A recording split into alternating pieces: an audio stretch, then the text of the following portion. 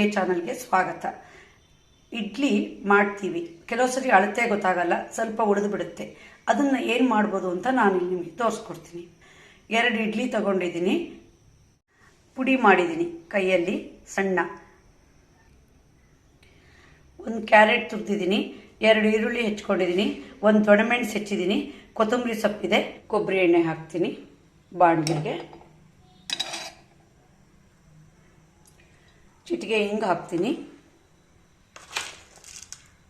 1 spoon ಕಡಲೆಬೇಳೆ. ಕಡಲೆಬೇಳೆ ಯಾವತ್ತೂ ಒಗ್ಗರಣೆಗೆ ಬಹಳ ರುಚಿ, ಅದು ಸ್ವಲ್ಪ ಜಾಸ್ತಿನೇ ಹಾಕಬೇಕು.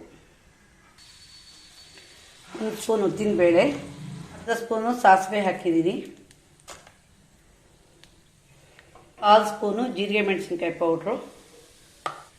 ನೋಡಿ, ಒಗ್ಗರಣೆಗೆ ಹಾಕಿದ್ದು ಕಡಲೆಬೇಳೆ ಎಲ್ಲ ಕೆಂಪಾಗಿದೆ. ಈಗ ಈರುಳ್ಳಿ 3 ಹೆಚ್ಚಿದ್ದೀನಲ್ಲ, ಅದ್ರ ಜೊತೆಗೆ ಕರಿಬೇವು ಹಾಕಿದ್ದೀನಿ, ದೊಣ್ಣೆಮೆಣಸು,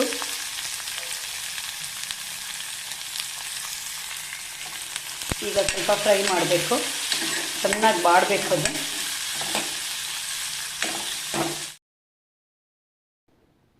ಈಗ ಕ್ಯಾರೆಟ್ ತುರಿ ಹಾಕೋಣ,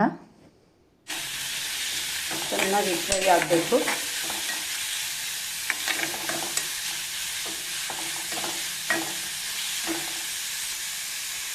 ಇಡ್ಲಿಗೆ ಉಪ್ಪು ಹಾಕಿರ್ತೀವಿ, ಅದು ಇಲ್ಲೊಂದು 1/4 ಚಮಚ ಹಾಕೋಣ.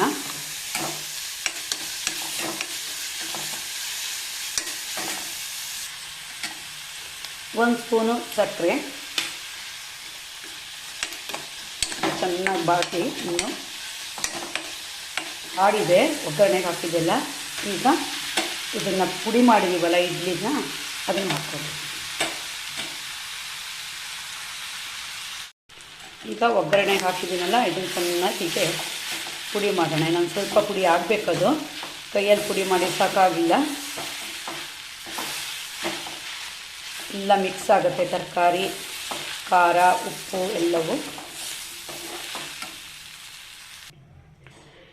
ಇಡ್ಲಿ ಪುಡಿ ಹಾಕಿದ್ದೀನಿ ನಾನು. ಈಗ ಗ್ಯಾಸ್ ಆಫ್ ಮಾಡಬೇಕು, ಇಲ್ಲಾಂದರೆ ಬುಡ ಹಿಡ್ಕೊಂಡ್ಬಿಡುತ್ತೆ. ಒಂದ್ಸರಿ ಚೆನ್ನಾಗಿ ಈಗ ಮೊಗಚಿ ಆಮೇಲೆ ಬೇಕಾದ್ರೆ ಮತ್ತೆ ಬಿಸಿ ಮಾಡಬೇಕು. 3 ಸ್ಪೂನು ಕಾಯಿ ಹೂವು, 1 ಸ್ಪೂನು ಕೊತ್ತಂಬರಿ ಸೊಪ್ಪನ್ನು ಮೇಲೆ ಉದುರಿಸ್ಬೇಕು. ಬಹಳ ರುಚಿಯಾಗಿರುತ್ತೆ. ಉಪ್ಪಿಟ್ಟಲ್ಲಿ ಅಕ್ಕಿ ತರಿ ಉಪ್ಪಿಟ್ಟು, ರವೆ ಉಪ್ಪಿಟ್ಟು ಎಲ್ಲ ಇರುತ್ತಲ್ಲ, ಹಾಗೆ ಇದು ಇಡ್ಲಿ ಉಪ್ಪಿಟ್ಟು. ನೋಡಿದ್ರಲ್ಲ ಹದವಾದ ಇಡ್ಲಿ ಉಪ್ಪಿಟ್ಟು ಹೇಗೆ ಮಾಡೋದು ಅಂತ. ನಿಮಗೆ ಈ ವಿಡಿಯೋ ಇಷ್ಟ ಆದರೆ ಲೈಕ್ ಮಾಡಿ, ಶೇರ್ ಮಾಡಿ, ಸಬ್ಸ್ಕ್ರೈಬ್ ಮಾಡಿ. ಧನ್ಯವಾದಗಳು.